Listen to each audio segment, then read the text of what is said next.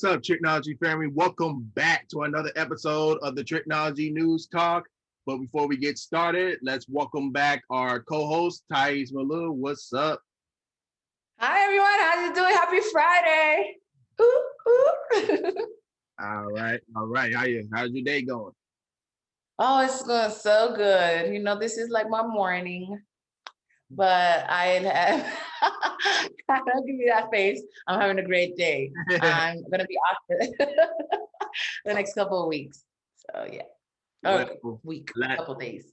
Well, these past couple of days, a couple of weeks has been busy.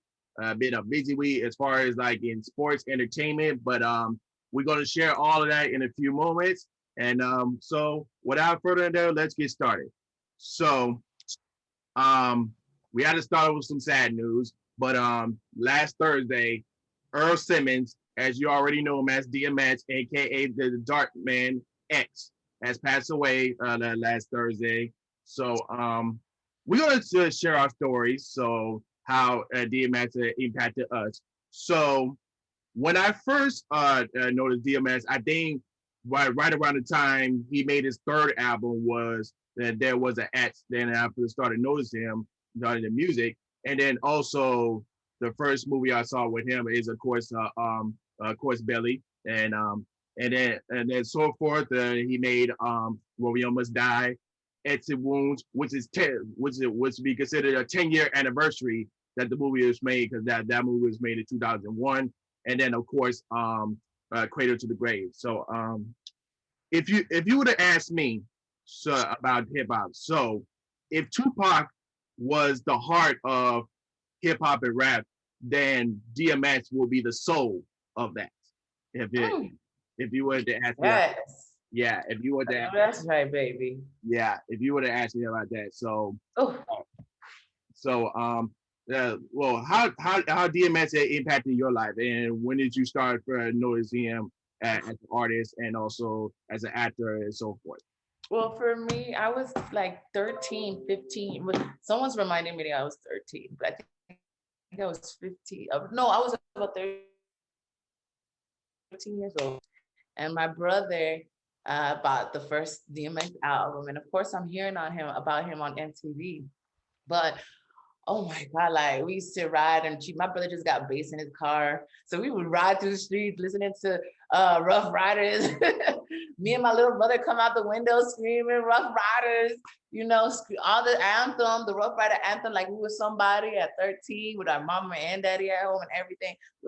But so I used to hear him through my teens. I mean, it was rough. Because he talked about depression, and living. I was from New York like him, and he talked about those demons that we all have inside, that we always battling with, the hate you have for someone. But it's just stuff that you pray to God about, and a lot of his songs are about praying, about prayer, about taking away these demons that have Jesus. And people were like, "Oh, he had issues." I think all of us have issues, unless we have our perfect beings on this earth. But I think we all battle with the fact that we want to do that, but we gotta do this. And though he just put it on the front line, having sex with women, multiple women, whatever. Lakeisha, but that's. He was praying that, hoping that, his temptations for all these women he would go through, and some without, it was so valuable for me because he was real as. Most likely. And when you talk about his scripture, like the one song that will get you up like on a Sunday morning, like you going to church, that one song, Lord, give me a sign. Like that, I would play that song every Sunday. Oh. Really, Trico? Lord, give me a sign. Yeah. I can hear it now. Exactly. Yeah. Do you remember that one concert that they did with it was back in 2000. It was and I think I still have the VHS of it. It's called Backstage. That's when it was DMX, Jay-Z, oh yeah. Emma. That's when you had three groups: Rockefeller, the Wu-Tang Clan, and the Rough Riders together for one concert tour. let me tell you, my brother went to that one. I was too young, and he saw all of them, and it was. I could always remember, like, I want to go to a concert like that. You know what I'm saying? I want to go to a concert. The tickets were like less than $100, and they had Jay-Z, DMX, the whole Rough Riders clan, the whole Rockefeller clan. It was like Eve, it was amazing, man. And yeah, DMX was something that I wish would have never left this earth so he can continue doing music. He also had an album coming out, which I'm going to look forward to so bad. And also, I hope that, that we speak about like his, like, I don't like speaking about the politics of his life, of his death, but people are speculating that it's about his drug use. And there's a family member who says that there was no drug use, God, bless the dead. That's why I don't like doing all that. But if we want to talk real talk, he said that post 2 days after the vaccine is when he had that heart attack on the 2nd. Mm-hmm. Yeah. But so yeah, with all the songs, yeah, this is going to be a debate question. So if you had to choose your favorite song, which would it be? Mine would have to be Party Up. I love Party Up, it's my heart, but I think Damien for me, I think that he is really, he's like talking to a friend, he has such artistic value. He's my buddy, he's my friend, but his buddy and friends telling him to kill people and rob this person and have sex with the other person and, treat people badly. But it's a sign that our temptations are so close to us. We can't shake them off, and we gotta be better about that. So Damien is mine. Yeah, because there was an that was not that album was nominated for a Grammy along with the song Party Up, and there was another song that was nominated for a Grammy that he did. There's a Who We Be. They don't know who we be. Okay. Yeah. They don't know. And then it's more movie career. We talked about Belly. That's the first movie he did with Nas and Method Man. So, and then he would go on to do more action movies with Where We Almost Die, Exit Wounds, and Cradle to the Grave. So yeah, you remember seeing those movies, right? Oh, of course. I think I was very, like I said, I was very like a teenage girl. So definitely Romeo Must Die was the film for me, where he was involved in as one of the gangsters. In Belly, I think here's my question: what would hip hop films be without Belly? Do you ever? I don't know if you know about Rosters, I think it's called, or Shatas. Yeah. Shatas came up at the same time as Rasta, as Belly, and it's like a combination of each other. One is a very Caribbean film, one's a very American film. What would hip hop film be without Belly? Yo, do you know how many like nuances were done in video after that? Like, get out of here. That shit is dope. But yeah, but since you talking about that, back then with hip hop movies, it meant something. Nowadays they try to, but it doesn't like capture my attention. It gets a feel because when you talked about Shata as well, because that came out in 2000, and that's the one hip hop movie that everyone will watch over and over because that gets everybody's attention. But now, going from back then and from now, it's just that how I express it, like you gotta really capture the attention if you're gonna make like hip hop or like gangster movies, like man, if that's gonna be on BT or like MTV or like stuff like that. You know what I'm saying? Because literally those are my top 3 real hip hop movies. It would be Shatas, Belly, and not Public Enemy. What's this one with Ross Siegel, with Beanie Siegel in it? Oh, it's coming. Property, yes. Public Property. I forget. I think it was State Property. State Property. There you go. Those 3. bangers. You know what I'm saying? Those are the ones. I don't know. I can't really say that there are films out there that I can say they're real hip hop films anymore. With Yeah, real hip hop artists and stuff. You know, like they all had real hip hop artists. So. yeah, exactly. Um, so out of Warrior Must Die, Exit Wounds, and Cradle to the Grave, what would you pick that's your best? Exit Wounds. Exit Wounds was dope. I'm like falling apart here. But yes, Exit Wounds was really, really, really, really dope. I think it was a strong performance. And he almost died. So, can't get any better than that. Yeah, and then also he also had a TV series which only lasted like for one season. That was DMS Soul of a Man. I don't know if you remember that documentary series. No, I don't. Yeah, You said Solo the Man? yeah, Oh, I can't remember that one. yeah. That came out in 2006. Okay, but okay. Did you like it? I don't think I've seen or heard of it.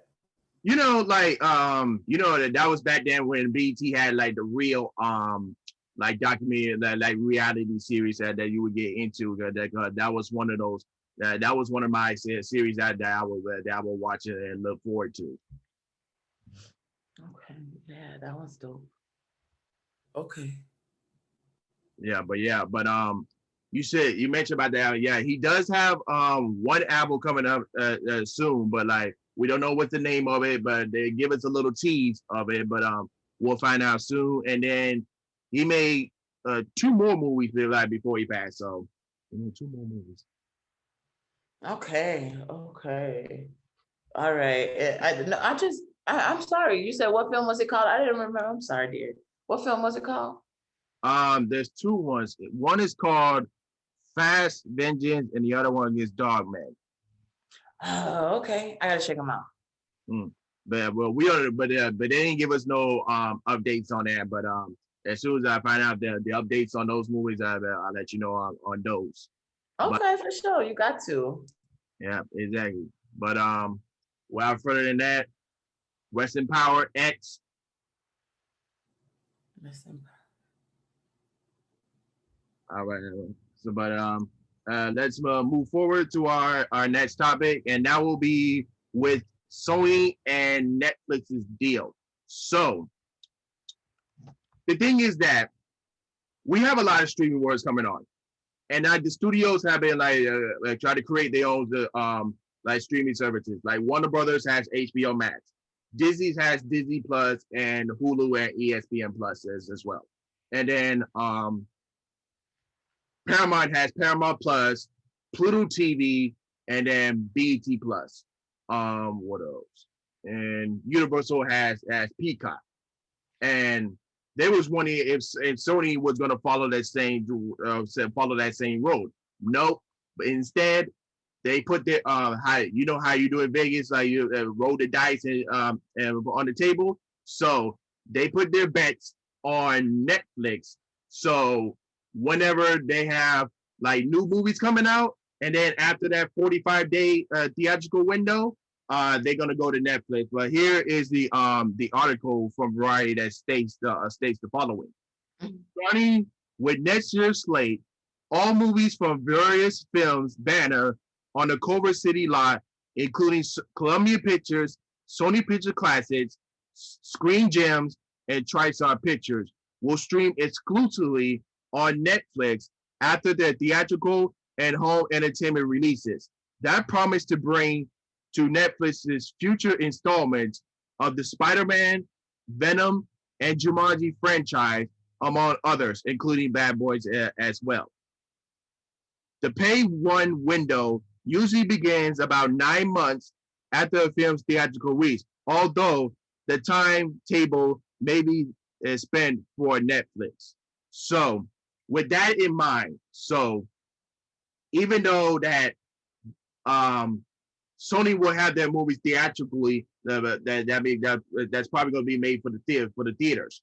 But let's say if they decide to take one of those movies and go straight to streaming, Netflix has the right to buy the movie, and then that will be a Netflix original. So they have that option to do it.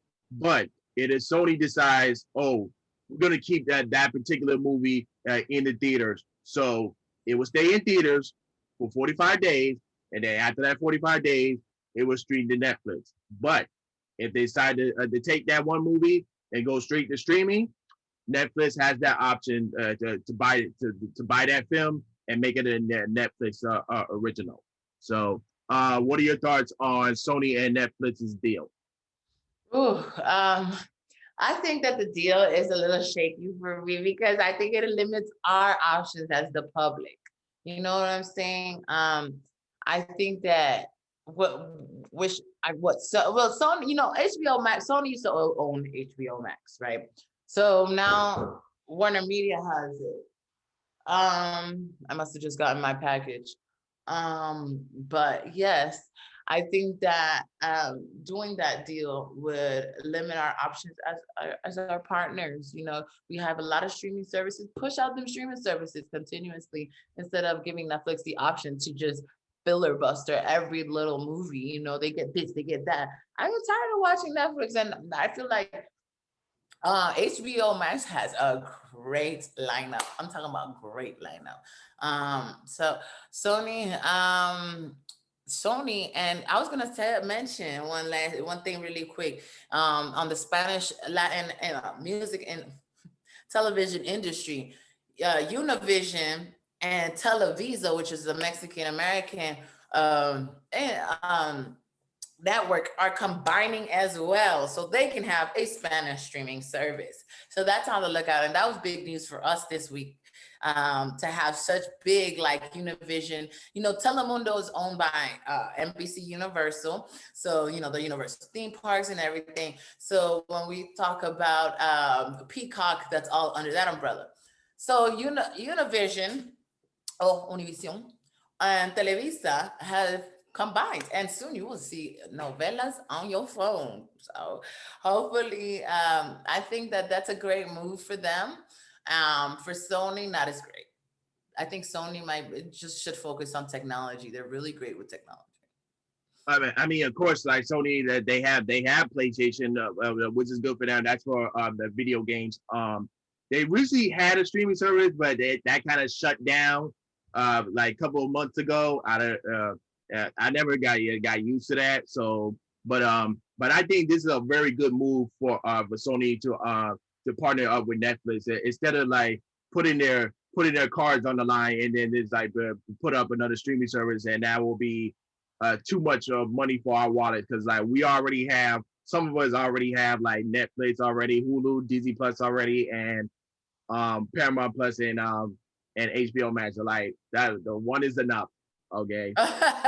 Exactly. That is enough.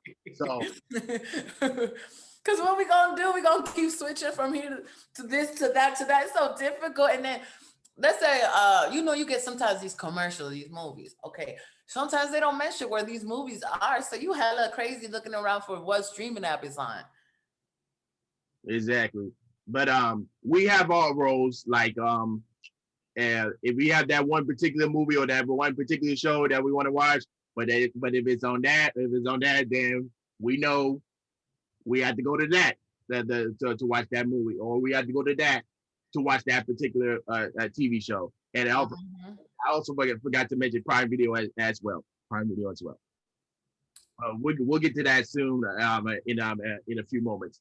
But for me, I think that this is a great deal for Sony to have their movies like go to Netflix. I think that's a smart business deal on their part. Yeah, because they might put like a lot of you think they'll go crazy enough to like when you buy PlayStation 6 on the streaming apps will be on there.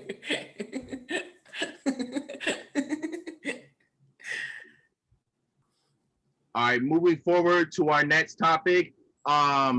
So Amazon lately has been buying the recent Paramount films, which includes Coming to America and Michael B. Jordan's new movie Without Remorse. So they recently bought Chris Pratt new movie, the Tomorrow War. So if you guys don't know what Tomorrow War is about, I'll explain in the description below. So in the Tomorrow War, written by Zach Dean, the world is stunned when a group of time travelers arrive from the year 2051 to deliver the urgent message. 30 years in the future, mankind is losing a global war against a deadly alien species. The only hope for survival is for soldiers and civilians from the present to be transported to the future and join the fight. Among those recruits is a high school teacher and family man, Dan Forrester, played by Chris Pratt, determined to save the world. For his younger daughter, Dan teams up with a brilliant scientist and his strange father, played by J.K. Simmons, in desperate quest to rewrite fate of the planet. So, in my thoughts on it, right now, I don't know, there's a list of what's being most watched and most viewed when it comes to like streaming movies. And guess what? What's the number one movie on top? Coming to America. Exactly.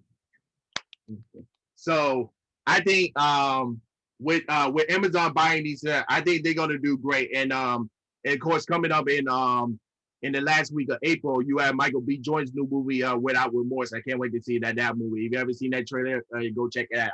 And then right now they just bought like I said, Chris Pratt's new movie, the Tomorrow War, which will be released in July. Now, originally, when they was planning to do a theatrical release, it was supposed to be released in October. So Amazon bought the rights. So now we're getting it a couple months earlier, and now it's going to be released in July. So, what do you think? What do you think of Amazon's? I say their role of buying these new movies, and how they get these movies will impact their streaming service, and you think these movies gonna get the most watched views, like what they're doing with Coming to America 2 right now? They smart, because ain't nobody watching no Prime.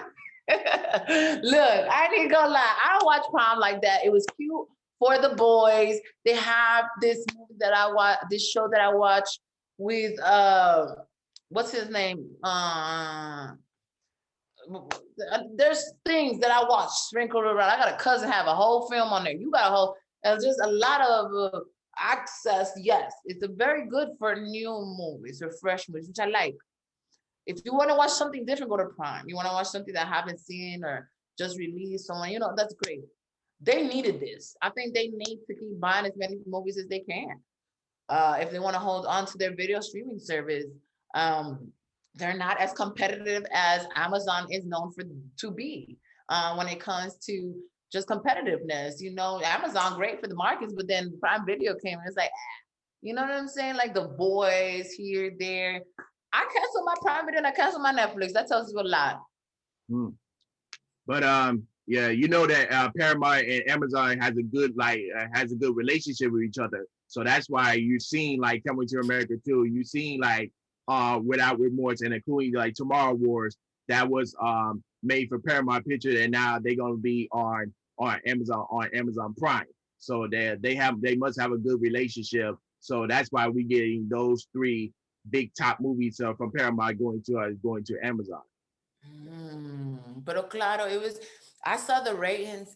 If you see, people are still posting on social media, Facebook, TikTok, Snap, with the hashtag Coming to America, because it's one of those movies that the same day it did pretty good, but it's done pretty great afterwards too. So, man, yeah, it's a good move. Yeah, I think this is a real great move too, because like I said, so Amazon is really getting up there. So in the near future, they might come to Paramount again and see if they want to buy those movies. But it only depends on how the pandemic is. The world is trying to get back to normal, but I think if Paramount do have still that relationship deal with Amazon, they can still like buy one of their movies if they can. But which we are going into our next topic. So we already talked about it a couple of weeks ago. So the upcoming Paramount movies. So after their 45 theatrical window, all those movies will be coming to the Paramount Plus, starting with The Quiet Place 2. That's going to be released in Memorial Day weekend. So after that 45 theatrical window, Quiet Place 2 is going to be released in Paramount Plus streaming services. But Paramount has shifted and shuffled their 2021 through 2023 movie theatrical dates. So here are the new dates as follows for the Paramount movies. So we have The Forever Purge. That's the next Purge movie, which is going to be coming out this year on July 2nd on 4th of July weekend. Then we have G.I. Joe's spin-off movie, Snake Eyes. That's going to be coming out on July 23rd. And I can't believe I'm saying this. I'm surprised they're making another one. Jackass 4. That's going to be coming out October 2nd. Why? They're gonna hurt themselves. Moving on. Okay. We have the long-awaited sequel of Top Gun Maverick. It's going to be coming out on November 19th, 2021. And then Mission Impossible 7 is going to be coming out on next year's Memorial Day weekend, May 27th, 2022. And then we have a new, a new remake / reboot of Dungeons and Dragons. It's going to be coming out on March 3rd, 2023. And then we have a new Star Trek movie that's going to be coming out on June 9th, 2023. And then Mission Impossible 8 that's going to be released on July 7th, 2023. And then Ryan Reynolds, one of Ryan Reynolds' upcoming new movie, Imaginary Friends, that's going to be coming out on November 17th, 2023. So what do you think about these upcoming movies from Paramount? Well, I'll tell you that Ryan Reynolds movie sounds pretty interesting. And if he continues doing writing like he did for Deadpool, I think Imaginary Friends would be a really great movie. But it's very far away. Right? It's more than 2 years away. I do want to, as you know, Jackass, man, God rest them people's soul, because they're getting too old. They're gonna hurt themselves. It might get new people joining the team. Oh, that would be really cool. Okay, yeah, okay. Yeah, if they have new people like Trico and myself, Jonathan. Don't put my name in there. When What's up, Trico? You're done. Okay, you tell me one time, have you seen a black man in the Jackass movie? Exactly, not a. And I ain't gonna be the first. Hey, well, we gotta cut these color barriers down. You know what I'm saying? I'm down. Like, I'm ready to jump off some shit. I love it when they have their big suits or when they're in that ball and they go bouncing around down a hill. Oh my God. I love all their stunts. I want to do their stunts. If I have like another body, like I could be like, okay, replace. They get hurt. Okay. I want to see you have that same reaction when we go to another roller coaster. I want to see that. No, you know what we should do? We should do the shut up! I want to see that. You talking all this confidence? I want to see that. When we listen, heights are a different thing. I want to stop playing with me. Stop playing with me. All right, Chico, you might be right. I'm not built for that stuff.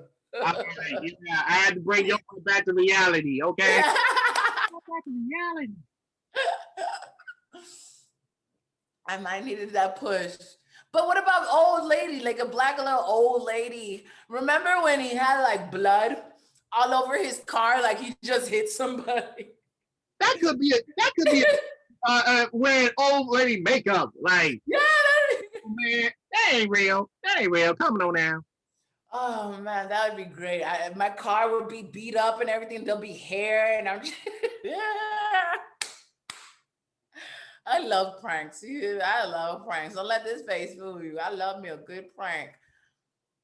All right, we'll see. And then you seen the first Top Gun, right? I didn't. Well, I did on and off. I know I got Tom Cruise and a couple little pretty boys from the 80s. You know what I'm saying? It was my mama's films. Mm. I'm that old, Trico. I'm not that old. Thank you. And then yeah, and you saw the trailer for Top Gun 2, right? You saw the trailer? Yeah, it looks dope. It looks like a lot of the same. They're gonna have they I think they'll have definitely Tom Cruise come on. It's very cool. I liked it. Yeah, the one person that's not returning is that I think it was his love interest for the first one. For the first one. Yeah. And then everybody else is returning. And then of course come back. What would be the film without it? A little, at least a little. He's coming back as an instructor or something like this. Exactly. And then of course Tom Cruise has filmed Mission Impossible 7 and a back-to-back, but they're getting like says separate dates. Oh yeah, he ain't crazy. He's like, listen, he does his own stunts. He got to jump off buildings and airplanes. He is not going to just some streaming service, okay? That man be doing too much to just be going to some streaming service. You saw the last one, the one where he's like on a plane. Is he all right? Oh yeah. God. He got a kid. You got to remember that. Yeah, I think Fallout was his I think Fallout is the best one in the series right now, because everyone was all the critics and was saying that that's one of the best action films from that year that came out. Mm-hmm. Definitely was. And for that time, I can't think. Maybe like Mad Max was pretty dope though. Well, Mad Max was its own thing, like because Mission Impossible is kind of like a spy flick, and then Mad Max was an apocalypse like type thing.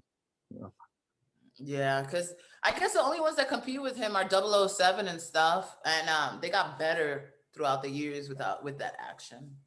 Yeah, exactly. And then it's been a long time since the last Julian Dragon I saw was the one with Marlon Williams when he was in it. I think. Oh, you liked it? It's one of those my guilty pleasure like movie. I feel you, because yeah, there's some movies out there I can't tell you I like, but they're guilty pleasures. Definitely Clueless. And then for Star Trek, I don't know, because well, Quentin Tarantino was campaigning like the director, but I don't know if they're gonna continue on from the current series that they're going on right now as far as the movie series. We have no details on that yet, but I like Star Trek, but like I would have to put it second below Star Wars. Below Star Wars. To be honest. Star Wars action, is that what you comparing it to? They have F9 coming out this summer, I think. Yeah, in June. You saw the trailer? Yup. I'm ready. Oh yeah. Yeah, definitely ready. And then for Snake Eyes, yeah, Snake Eyes was one of my favorite G.I. Joe characters, and I'm glad he getting his own movie. See, verdad, I did too. I agree. And I'm glad the legacy keeps going on. Rest in peace and to Paul Walker. But I'm so glad that the legacy keeps going on. The first Fast and the Furious is one of those.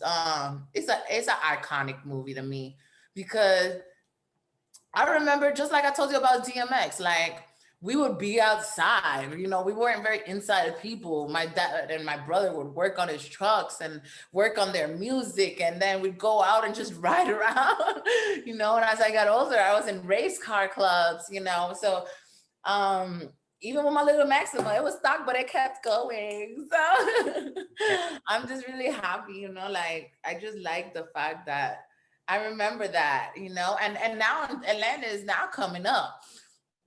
A lot of kids out here racing on these streets, and it's very different because Florida has the straight streets. New York has the straight streets. You come up here, you have hills for days. You come off an exit and you don't know if there's no barriers. You coming up. So I don't know how people be racing out here, but hey, it's only a quarter mile at a time. Exactly. It depends on which city you're living at and which city has the most popular the racing areas. Depends on which city and state you living in. Mm-hmm. Exactly. And then going forward to our next topic, and we're gonna talk about WrestleMania 37 that happened in Tampa. Oh my God! If you guys have not watched the watch along party commentary that I did on the Respect the Combat the podcast, you guys should check it out right now. And I think this year's WrestleMania was really good. It was 2 nights. Both nights had some weather delays because it was rainy. It was in Tampa and all that stuff. But overall, both of the shows was good. And I think the couple of matches that people will be talking about from this year's WrestleMania is of course the main event for night 2 was Roman Reigns versus Edge versus Daniel Bryan, and then also the Raw Women's Championship match between Rhea Ripley and Asuka, and what else?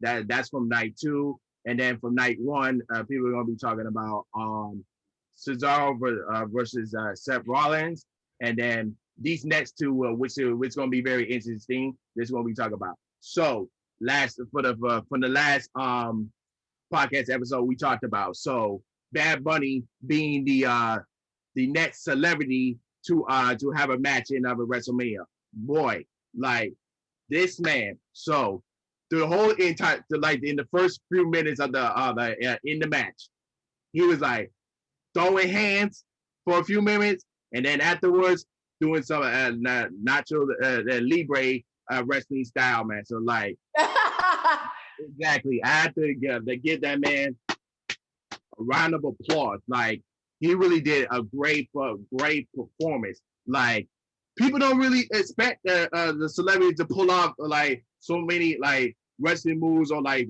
boxing hands or like stuff. Like no one expected that. So I can tell like he went to the WWE Performance Center that's in Orlando. That's where you can train like all this stuff. So I can tell he put in the work and then showed it off when it comes to like WrestleMania. He even had his own grand entrance, like for the truck thing, like coming from outside and then on the to inside to the arena, like that I can tell that man had a blast at WrestleMania. Yes, I could tell he had a blast and a half. Let me tell you, from the moment he stepped on, you see Bad Bunny. You first thing I think is how Bad Bunny go from wrestler to well, first of all, from musician that is there's some music videos there that are very questionable of his behavior, and then he goes to wrestling. He is a diverse man. He is not playing with nobody. You know what I'm He is, I think he grew up watching WrestleMania and absolutely loved it. He smushed the Miz and got him out his face the way he's supposed to do it. Latino way. No. But he was so good. I was so proud of him. Like I didn't expect him to do so great. And it was like everything about him was funny and good. Not funny, but good. Like he could be a wrestler for real. Yeah, but if he wanted to do that, I think he would be more of a part-time wrestler because like you know like he has his upcoming tour that's gonna be coming up soon in 2022, which the ticket sales are going crazy. So I know he's gonna be in Georgia next March, and then yes, you saw that. Yeah, and then next April here in Miami. So if you guys ain't got your tickets at, y'all better get them now because them tickets numbers are going crazy. So get your What? Are you serious? Yeah. Damn, I think I didn't see the prices yet, but listen, I want to go so bad, and I gotta check. You wanna buy me some tickets? Hey, cash out me, y'all, so I can buy me some tickets. Ty 85. Yeah, but yeah, like during the commercials or when they there was when he did the announcement of his upcoming tour. So like you had Triple H waiting like outside of the road, and then you had Bad Bunny and then Triple H watching like, you did great at WrestleMania, but now it's time to do what you do best. And then he handed him like a briefcase, and Bad Bunny like took the briefcase and they opened it up, and it was like this thing like to make the truck move, that like it had a skull on it, and like it was the promo of the concert now was really cool. And then like he had the truck, the same truck that he came in like for his entrance at WrestleMania. So he had the truck, but I put the thing in motion, and then going straight up, and then there you have it, the announcement of the 2022 concert tour. Like Okay. Oh my God, so exciting. And then lastly, I think this one will issue more. So we talked about the main event of night 2. So let's talk about the main event of night 1. You had not only 2 African Americans, but 2 female African Americans main eventing and closing of night 1. Oh, Sasha Banks, Bianca Blair, Bailey, Natalia. And then of course, yeah, you had Sasha Banks defending the SmackDown Women's title against Bianca Belair, and of course Bianca Belair coming out with the win. But I don't know if you saw the whole entire match. Like, you saw that one spot where Bianca had a whip, and then like, oh, I was like, yo. And it was such a good match. Honestly, I was really excited. And Bianca Blair came with it. She was not going to give up. Sasha didn't give up either. And it was a really long fight. I think it was about 20 minutes. It was great. Yeah, I'm like, Sasha had that scar right from that whip, boy. Ah, I wish. I think I'd break my neck if I could whip my hair like that. Yeah, and there's so many empowered, because when I was younger, not too long ago, I didn't get to see a lot of women out there except for China. China was dope. But these women are not only sexy, they're very, very strong, and they're talented, and they keep going. Sasha, not long ago, we could say, she had her injury and she's back at the ring like ain't nobody's business, because she wanted to do this from day one. She didn't want to be nobody else but Sasha Banks, and I'm very proud of her.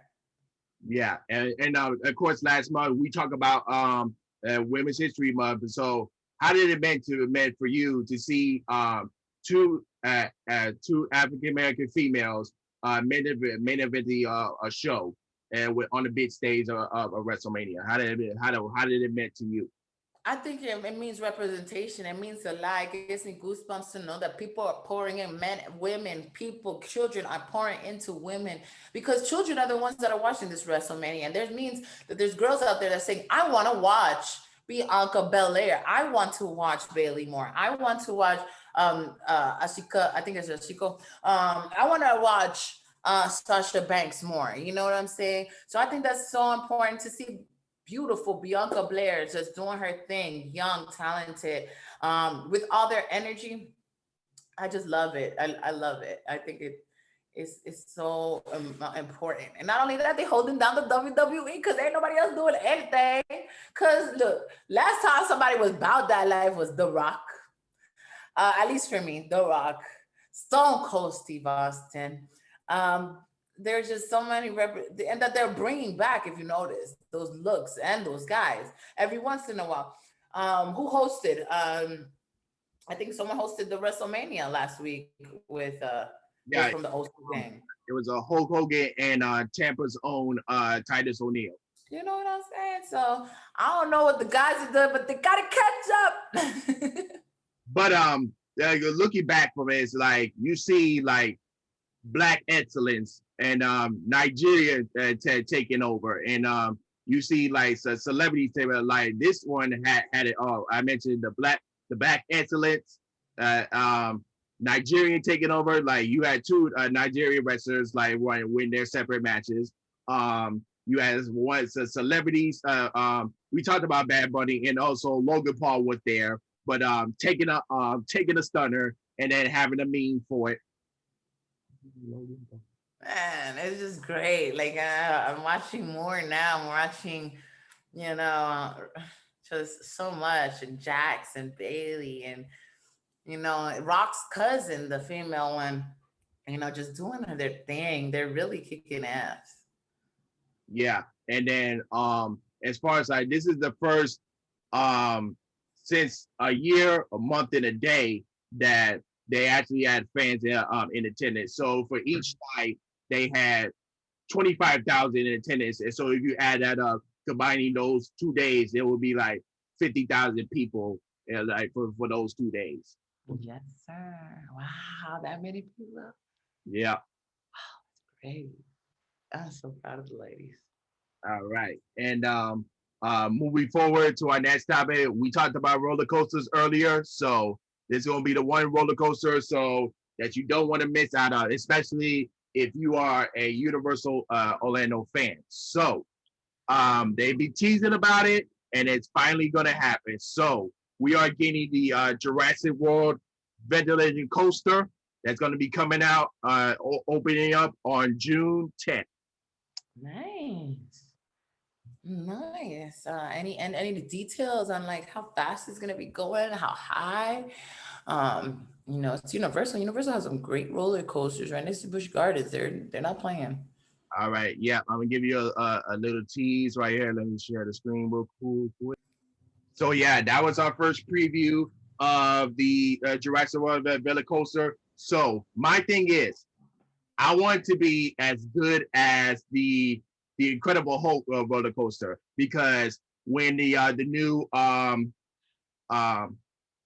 Harriet's motorboat ride came out in the Harry Wizard World Harry Potter area, I wasn't that too interested. Like I thought it was gonna be like Dually Dragons. I thought they was gonna live up that speed Dually Dragons back then, but it didn't really catch my interest. So I'm hoping the new Jurassic World roller coaster live up to my hype. So Heard that. Amen. I know that's fine because there's some roller coasters that are really dope, and then I can't talk about roller coasters like like I can't even get on a Ferris wheel without getting upset. you're gonna try it for the first time. If you gonna try.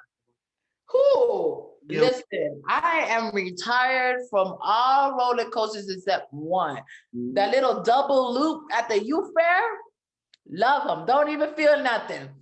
That's the only roller coaster I could use because it goes like this. You don't even feel nothing. Thais ain't going on no roller coaster unless you got me on some sedatives. You done drugged me up and something that happened, but I doubt it, baby. Oh, Lord. Don't worry. I'll hold your hand if you get scared. Woo! Oh my God, even thinking about no, Chico. Oh my God, no, Chico. No. I love you, not that much. Never again. Not since Halloween Horror Nights. I'm so good. Don't worry. We'll see about that. We'll see about that. You think so? What you trying to drug me? And then I don't think the guys will allow you to put me on the ride. I'm like, no, we just gotta tell this is gonna be your first time experience, and that's it. And then after that, you ain't gotta get on no more. That's it. You're talking some witchcraft. You're talking witchcraft. I don't know what you're talking about. It's scary. Right. But moving forward to our next topic. So this is gonna be very interesting. So the Miami Heat's arena is called the American Airlines Arena. But when the next season starts, that's all gonna change. And it's gonna change to FTX. Oh my God, this is so. I gotta get used to the new name right now because everybody's used to calling it the AAA Arena, and now we got this new name, and now we gotta focus on trying to enter this new name, and like this is like FTX. Yeah, FTX. Like we got to get used to that new name because everybody used to calling it the AAA. Like that was the thing. So bad deal, man. They should have just kept the name, man. It's been American Airlines Arena for decades. Exactly. Wow, that's sad news, man. I mean, what the F, man? They love doing that ish to stadiums in Florida, man. I hate that because Joe Robbie Stadium, then it was Sun Life Stadium, then it was The Hard Rock for the Dolphin Stadium. no, before that, there was another name, Joe Robbie, then there was Sun Life. It was called two other ones for a little bit for like a summer until they could figure out their deal because they were using taxpayers' money or some ish. You know how they are in Miami. But anyways, no, I'm never gonna get used to that. I don't even want to play and watch any games anymore. Yeah, and it's gonna be hard to and to figure out. In case you guys don't know, what FTX is the exchange where customers can trade their BT coins and like the other like if you're more like a financial that financial person, yeah. So that's what that company is. That's what that bought the arena. Wow, cryptocurrency derivatives exchange. Wow, damn. So now they buying arenas out here? Okay, all right. Yeah. Not one Bitcoin. Can I get one? And then we can buy some arenas. Uh, darn it. Okay. Yeah, exactly. And then sticking on with the Heat. So ever since the vaccines are rolling around, so I don't know what's going on with the Atlanta Hawks right now, but they're saying that the Miami Heat is the first NBA team to have a section like dedicated for those like who had their shots and like who had their vaccines. So like here's how the process will go. So like you could go to like so the way that is that with the Heat rate that they're doing right now, like you go through like where the like to the line where you have to like to show your ticket, but like before you go to the ticket part, you have to like to read the thing and say like, oh, have you got in contact with COVID? And if you answer no to like all the questions, you good. And then after that, you had to stand in the line to make sure that because they had the canine dogs to sniff you out to make sure if you ain't got no COVID or not. But if you do, they will sit down next to you and say like, oh, you do got the COVID. You do go. Also, they're saying the dogs don't work. Yeah. So like, if it, exactly. I mean, I could have told them that. exactly. And the dog say you're clear, then you go straight in. But with the new vaccine deal now they're going to make a section showing that but dedicated for they have a section dedicated for those like who had their vaccine shot. All you guys is show them your vaccine card, and then you're good. I think it's wrong, this whole vaccine passport, because there are people out there who don't want to get the vaccine, and that's their right. If they haven't gotten sick, if they are not sick, I think people deserve the right to not want to have something in their body. This is my body. I'm gonna live max 100 years. If I don't want it, I don't want it. And who am I right or am I wrong that one day lady had died? Am I right? And we were not wrong. We were not wrong with saying that the vaccine was not fully tested. Because what are the doctors saying? If you're having symptoms, let us know. Because that's how it's supposed to work. Even if we administer millions of applications, it's only 99 or 89 or 96%. So someone's going to end up dying. I don't want it to be me. I got my own issues, my own immune deficiency issues with my heart, my thyroid. Why would I want a vaccine and I don't even have this under control, you know? Yeah. So the whole vaccine passport to the stadiums, cut it out, period. Yeah, because they I think all the NBA association company are doing the same with their arenas, but like so like with the Heat, like they are separating like three seats apart and like everything else. And man, you got to make sure if you wearing your mask, you got to wear your mask all the time, because if you're not, they're gonna throw you out. So that's how. So you got to make sure you wear your masks. But they're coming on real good. Like they opening up like the food sections, all that stuff. But like you can't bring it in like to your seats. Like you can't do that. So if you're gonna buy food, like your drinks, like and stuff like that, you gotta have it at the near resting area before you go like like certain sessions or like go like to an upper floor and all that other stuff. So it's crazy how it is, but we still had to take care of ourselves and like to make sure like we like causing no other stuff like because like I don't know how the number is in Georgia, but Florida, it's crazy. So it is what it is. But I think it's a good idea for the Heat like to have a section dedicated like for those like who had their vaccine shots. So like so that way they don't have to be standing next to like people like who had their shots and you don't know like if they have like COVID or not. So like it's just a safety issue. So like I even though I got my shot, I got the Johnson side. So that way I don't have to go back a second time, like I was saying. So Right. exactly. And you feel good? Yeah. So the way is that the Johnson, you're gonna be numb for like your whole body. It's gonna be numb for like for a couple of hours, and then that's it. I couldn't even like. Okay, think of this scenario like with Stewie from Family Guy. Remember he had that tan? I was like, uh, uh, I can't move. You're scaring me. That's just crazy. Do it. Or another scenario, like you want to get out of bed, but you can't, and you can't move your body. Yeah. Exactly. That's how I felt. That's how I felt. Oh my goodness. And you don't have to take the second one? No, because Johnson is the most powerful vaccine shot than the FEMA shot.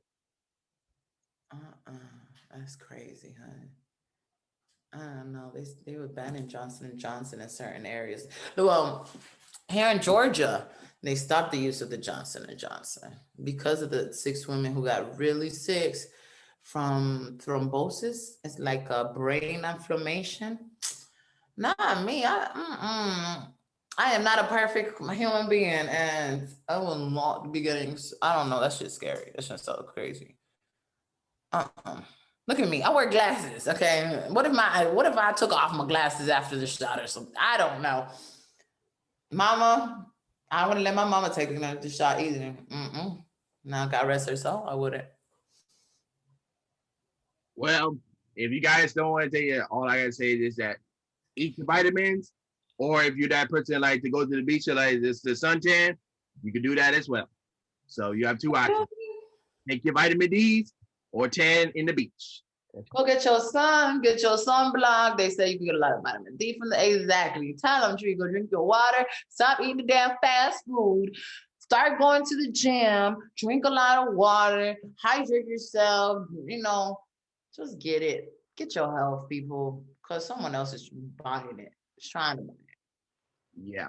But going into our last topic for the day, and that's this Saturday at the Mercedes-Benz Stadium in Atlanta. That's your and then you have Jake Paul versus the former MMA fighter Ben Arkeson this coming Saturday, hosted by of course Snoop Dogg. Woo! Where? Okay, what stadium, Papa? Because I don't think we got a Citibank. No, Mercedes-Benz Stadium. Oh, yeah. In Atlanta. Oh, that's where the fight is gonna be? Yeah. This weekend? Yeah, this weekend. Ooh, we'll get me a boyfriend. Yeah, exactly. So this is another sequel to when they had Tyson versus Roy Jones Jr. So from the Thriller Fight Club company. The Thriller Fight Club company. Okay. So yeah, so Jake Paul and Ben Augustin will be the main event, of course, and they have 3 other undercard matches as well. And I know Snoop's he's going to be hosting, he's going to be doing live commentary, and he's going to be doing a performance with his new hip hop group with Ice Cube, Too Short, and E40, the aka known as Mr. Westmore. Oh, nice. Yeah. What is it airing? Pay-per-view? Yeah, pay-per-view on the Thriller Fight Club and the Fight.tv. Yes, that's dope. Excuse me. That's what's up. I like to heard a new group. Okay, the idea of a new group, yeah. And then you got other performances from Justin Bieber, the Black Keys, Donna Cat, Sweetie, Dopamine, and Major Lace. These people gonna be here this weekend. What's the name of the fight? Yeah, the Thriller Fight Club. Oh my. That's the boxing MMA company. Yeah, wrestling company. Oh my goodness. Okay. Oh my God. Okay, because I gotta find out where they gonna be. I need to know where the after party's gonna be. Absolutely, absolutely. What's the Fight Club? What's the first rule of Fight Club? We don't talk about Fight Club. No, that's right. So I'll see you where I see you.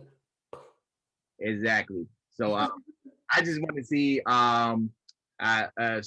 Snoop's commentary again, because he killed the whole commentary like for the Tyson and Roy Joyce Jr. event in November.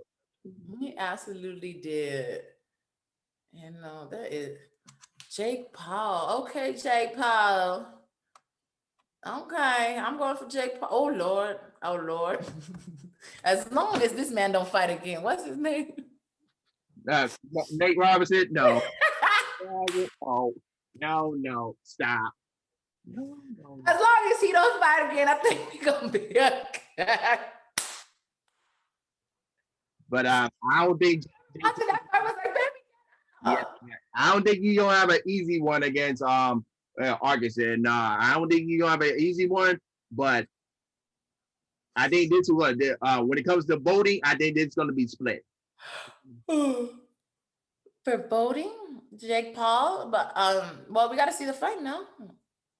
Yep, this coming Saturday, April 17th. Ooh, which is tomorrow. Lord knows I gotta go check it out. Okay, I gotta make some phone calls. Yep, tomorrow night. All right, sounds good. Love that. All right, so that was our topics for today.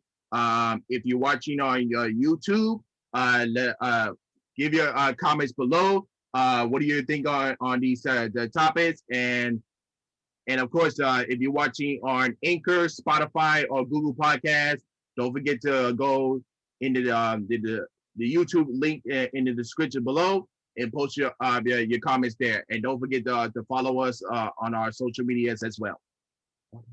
Yes, sir. And other than that, she is Ty, and I'm Trico, and we're out.